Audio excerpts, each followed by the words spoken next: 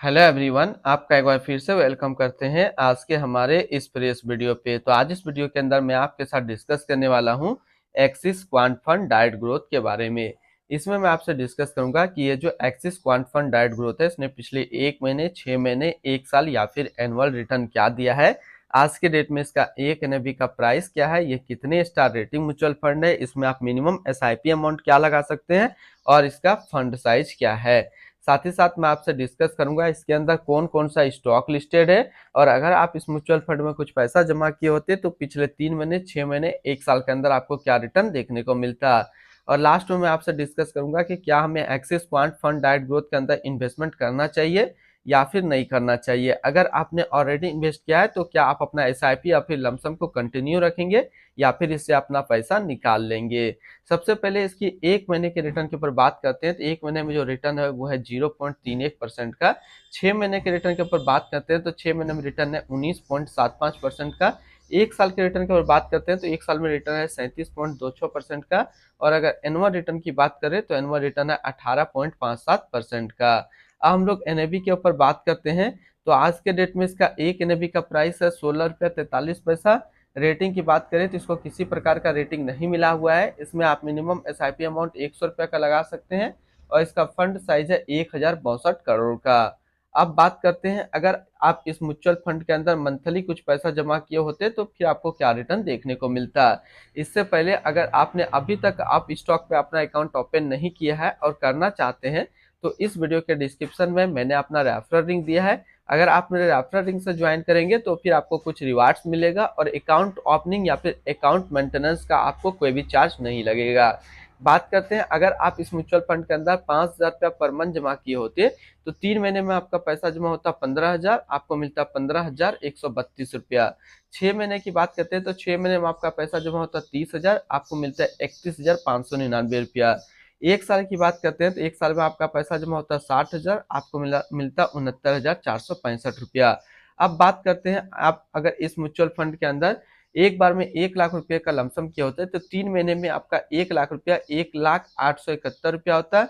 6 महीने में आपका 1 लाख रुपया 1,09,430 रुपया होता है और 1 साल में आपका 1 लाख रुपया 1,37,260 रुपया होता है।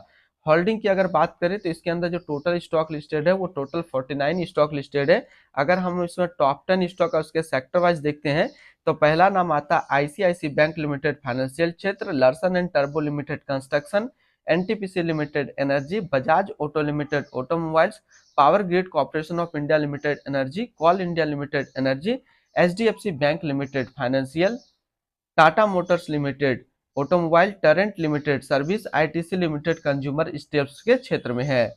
अगर इसकी होल्डिंग एनालिसिस को देखें तो इक्विटी पे है 97.7 और डेबिट पे है 2.3%। अब इस इक्विटी को यदि सेक्टर वाइज देखते हैं तो फाइनेंशियल पे है 23, energy 16.3, automobile 12.5, health care 10.8, consumer steps 10.3, construction 8.9, others 6.6, service 6, technology 5.5% है। इसकी एडवांस रेशियो की बात करते हैं तो इसका प्राइस टू अर्निंग रेशियो 22.82 और पीवी रेशियो 4.04।